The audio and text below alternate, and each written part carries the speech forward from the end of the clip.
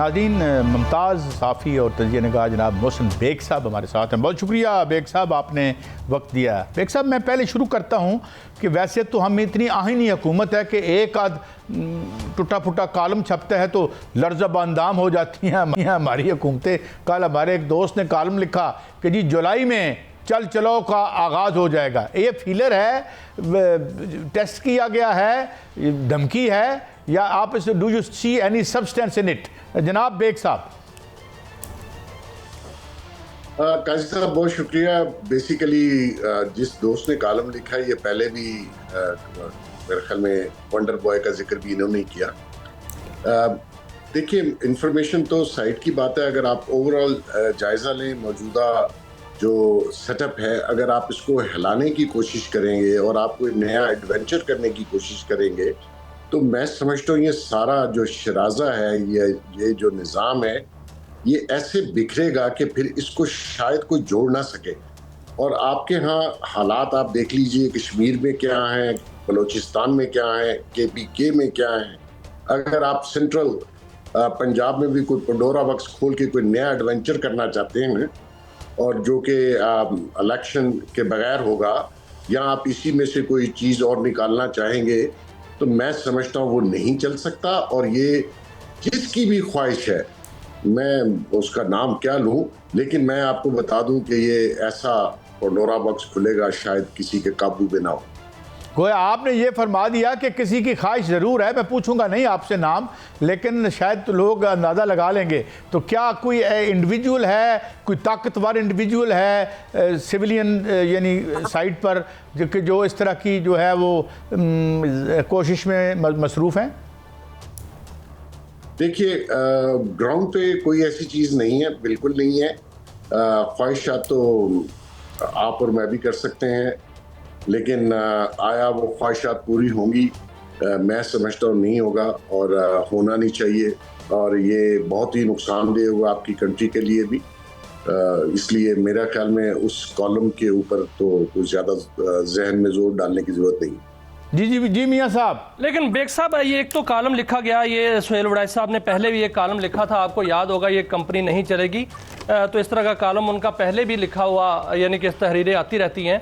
एक और फार्मूला जो है वो एक टीवी पर पेश किया गया और उसमें कहा गया कि गवर्नेंस सिस्टम जो है वो चेंज कर दिया जाएगा। और ये भी कहा गया कि शायद वज़ीर आज़म रहें, उनके नीचे जितनी काबीना है उनको भी चेंज कर दिया जाए और नए चेहरे जो हैं वो सामने लाए जाएँ।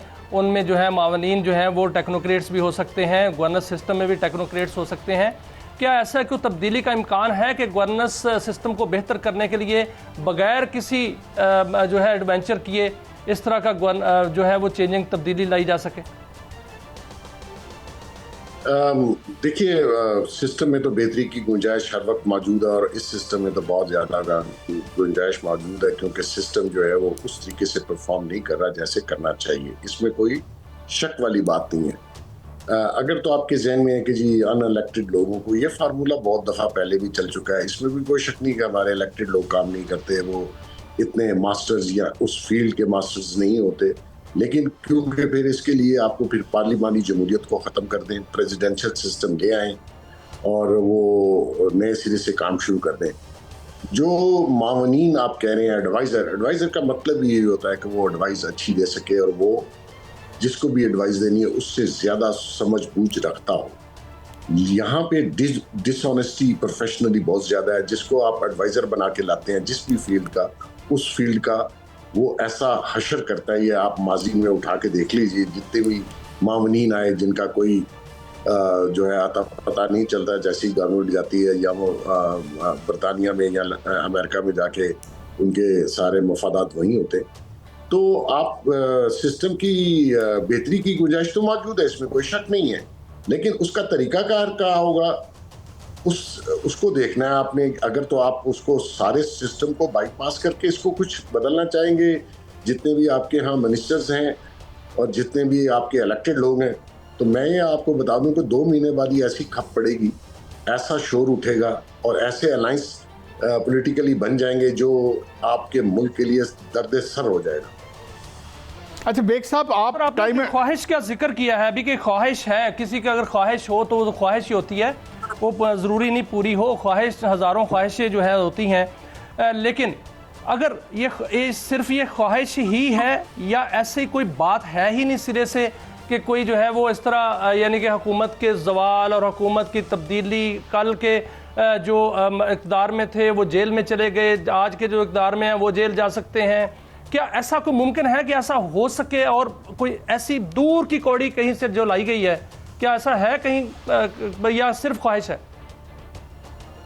देखिए, पाकिस्तान एक ऐसा मुल्क में हम रहते हैं जहाँ पे कभी भी कुछ भी हो सकता है और कोई ऐसी अनहोनी भी हो सकती है, इसमें कोई शक नहीं है, क्योंकि आपके सिस्टम इतने मजबूत नहीं है, लोग इजीली बाईपास कर लेते हैं। लेकिन अगर आपने यही खेल हमेशा से जो पिछले 70 सालों से खेला जा रहा है वही आपने रवां रखना है, तो मैं अब जो मुल्क के आपके हालात हैं, ये मुल्क शायद सस्टेन ना कर सके। आपके यहाँ जो इकोनॉमिक मेल्टडाउन है वो इस हद तक पहुँच चुका हुआ है जो आपके सामने है, मुझे उसको रिपीट करने की ज़रूरत नहीं है। उसमें अगर आप पॉलिटिकल अनस्टेबिलिटी भी लेके आ जाएं और आप कहें कि आपके यहाँ इन्वेस्टमेंट भी हो, बिजनेस भी चले और फ्यूचर भी अच्छा हो, ये सारी चीज़ें नेगेट करेंगी आपको। आपके बिजनेस पहले ही ख़राब है, इकॉनमी आपकी तबाह बर्बाद है, अगर आप उसमें पॉलिटिकल स्टेबिलिटी को भी छेड़ देते हैं तो मुझे बताइएगा कि ये मुल्क सर्वाइव कर सकेगा? नहीं कर सकेगा। और ये जो कुछ आप अपने गिलगित या आज़ाद कश्मीर या बलूचिस्तान में देख रहे हैं वो उसको आप लाइटली मत लें। वो यहाँ भी जो हालात है अनएम्प्लॉयमेंट के और बिजनेस के और इकोनॉमी के और लोगों के पास खाने के पैसे नहीं है, तो उसमें अगर कोई थोड़ी बहुत आपके यहाँ कोई स्टेबिलिटी पॉलिटिकली नज़र आ रही है तो उसको अगर आपने छेड़ा, तो मैं वो अल्फाज नहीं बोलना चाहता, लेकिन ये मुल्क के लिए अच्छा नहीं होगा। अच्छा बेग साहब, ये गिलगित बिल्तिस्तान में आपको किसकी हुकूमत नज़र आ रही है? और दूसरा एक मैं और ज़मीनी सवाल इसके साथ ऐड कर दूं, टाइम एंड अगेन और क्वाइट जस्टिफिएबली और राइटली आप पॉइंट आउट करते रहते हैं और अभी भी आपने पॉइंट आउट किया है कि जिस तरह मिस रूल हुआ है या हो रहा है, मिस मैनेजमेंट तो है, तो फिर इसको कैसे कंटिन्यू किया जाएगा? क्योंकि इनसे तो अब पेट्रोल की कीमतें देखें और अगर ये जंग बढ़ जाती है तो और लोगों पर प्रेशर, इन्फ्लेशन जो है वो ब्रेक नेक इन्फ्लेशन है, अब डबल डिजिट से या शायद ऊपर चली गई है if I am not wrong, तो फिर इसको ठीक कैसे किया जाए? पहले सवाल का जी, गिलगित बल्तिस्तान में तो पीपल्स पार्टी गवर्नमेंट बना रही है, मेजॉरिटी उन्हीं की है। मेरे ख्याल में उन्होंने चीफ मिनिस्टर जो हैं वो एक एडवोकेट हैं अमजद, उनको शायद डॉक्टर हैं, लॉयर हैं, उनको उन्होंने शायद नॉमिनेट कर भी दिया है। बाकी फॉर्मेशंस भी हो रही हैं।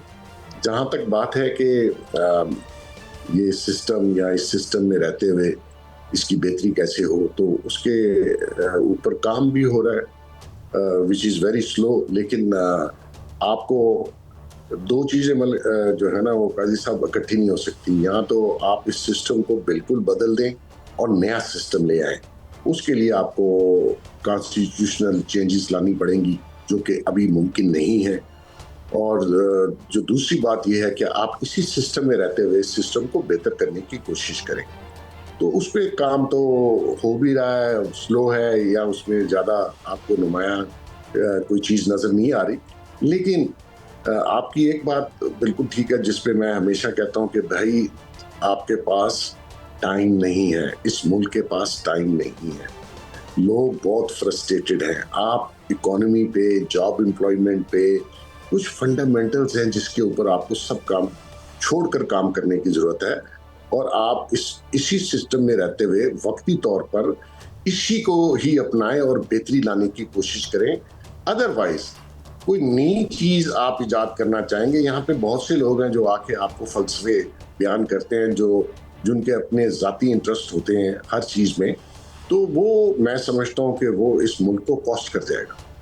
अच्छा बेग साहब, मैं ज़ाती तौर पर जानता हूँ, मैंने एक और इशू है, बहुत बड़ा इशू है, और वो केपी का इशू है। केपी में जो पीटीआई है उसमें जो इख्तलाफात हैं वो इतने शिद्दत इख्तियार कर गए हैं कि जो पहले खामोशी से बातें होती थी, पहले इजलासों में नहीं लोग आते थे, सीएम के इजलासों में, अब बाकायदा तौर पर उनकी ऑडियो लीक्स होना शुरू हो गई हैं, बयानात आना शुरू हो गए हैं। मुश्ताक गनी साहब का जो है ऑडियो लीक हुई है, इदरीस खटक साहब की, और अली अमीन गंडापुर साहब ने भी उस पर जो है वो बाकायदा तबसरा किया।